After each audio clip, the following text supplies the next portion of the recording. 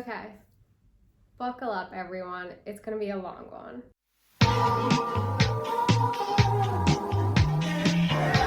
If you don't know, my name is Kiran and I have been reading the 2022 International Booker long list. It's been quite the process, and now I have finally finished one of those big guys. The book in question, Tomb of Sand by Geetanjali Shree, translated by Daisy Rockwell. Now, before we dive into this novel, I want to give a few disclaimers, some food for thought if you would. First and foremost, if you have never read any South Asian lit before, I would not recommend you start with this one. This book is over 700 pages of cultural, historical, religious, filmy, musical references that if you don't have some sort of framework, you're gonna be confused. It's gonna be incredibly overwhelming. So read a few other things, watch some films, and then come to this text. Secondly, if you do not like Salman Rushdie's writing, don't pick this up. The style is very similar. Third, as a whole, this novel has a whole lot of style. It is all style and some substance. What I mean by this is our author has a fondness for tangents, wordplay, cuteness, whimsy. Those are the vibes, okay?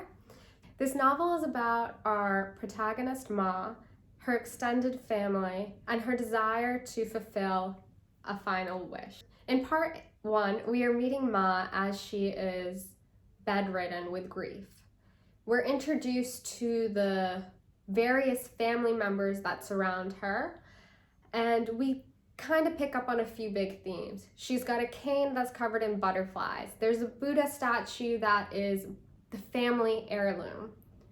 That's part one. It's 200 pages. In part two, that's where things really kick off. Albeit, maybe you could skip the first 100 pages of part two. In part two, Ma gains her second lease on life. She comes back to life. She's rejuvenated, and she moves in with her daughter. Her daughter is called Beti, which means daughter in Hindi. In part two, we kind of see how everyone in the family identifies with Ma, or rather, what associations they've placed upon their mother. There's a really beautiful scene where the eldest son, the patriarch of the family, if you would, is looking at his mother who has discarded the sari to put on what is essentially kind of a dressing gown, and he is heartbroken because to him, Ma is only Ma when she's wearing a sari. And so he climbs up into a tree, falls asleep, and all these crows surround him. There's a lot of magical realism and kind of crazy stuff happening in here. So while he's up in this tree, he's dreaming of all of the saris he has bought his mother and wife throughout the years. And it's really beautiful how he's describing all of the various, styles of fabric and where he got them and what it meant. And that's a great scene. And the crows that we're introduced to there, they're really important. They come back. So that was a lovely scene. And while we see how the eldest son has, he views Ma in a certain light, and then Beti, the daughter, she also views her mother in a certain light.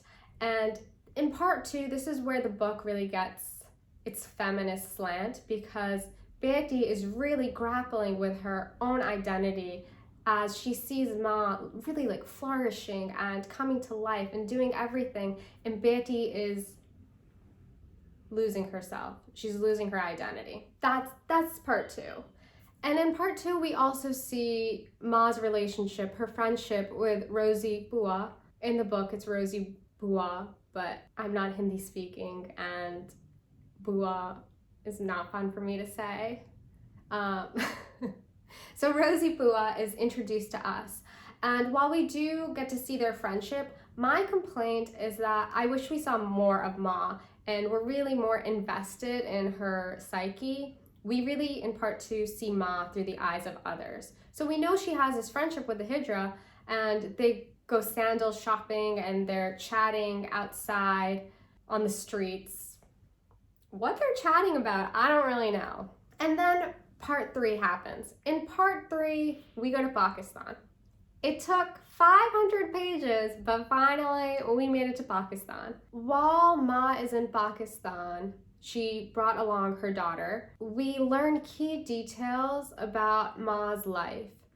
Details that were hidden. I would say the word forgotten, but they weren't forgotten. Ma never forgot them. She just never spoke of them. As Ma is revealing details of her past, her daughter is struggling to wrap her head around who her mother was before she was born. Part 3 is the strongest of the novel for me. It's the one that made me cry. I cried like 3 or 4 times while reading it, but I do think it takes a lot to get to part 3. And, there's 2 scenes that really stand out to me. One scene is at the very beginning where we're at Wagah border. The Wagah border is one of the entry points between Pakistan and India in Punjab. It's hella close to Amritsar and Lahore, right in the middle. And every day the Pakistani and Indian armies do this little situation of kind of like a dance, a lot of peacocking around, and it happens. It's an event to go and see. And while we're there, our author does something brilliant. She brings forth all of the literary authors who were writing around the time of partition. She brings them to life, and they're watching the scene unfold, and that's one of my favorite scenes in the book. And then in part 3, another scene that I really liked is when Ma has been imprisoned in Khyber, and she is talking to the government officials, and they're asking her all of these questions, how did you get here? What is your name?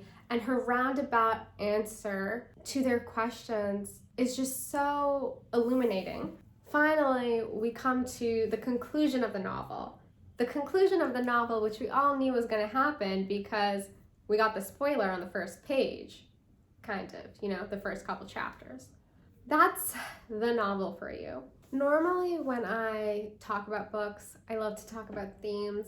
I love a good theme. In this book, as you could probably imagine, we've got a lot happening. So there are so many things we could talk about. I'm going to touch upon a few of them.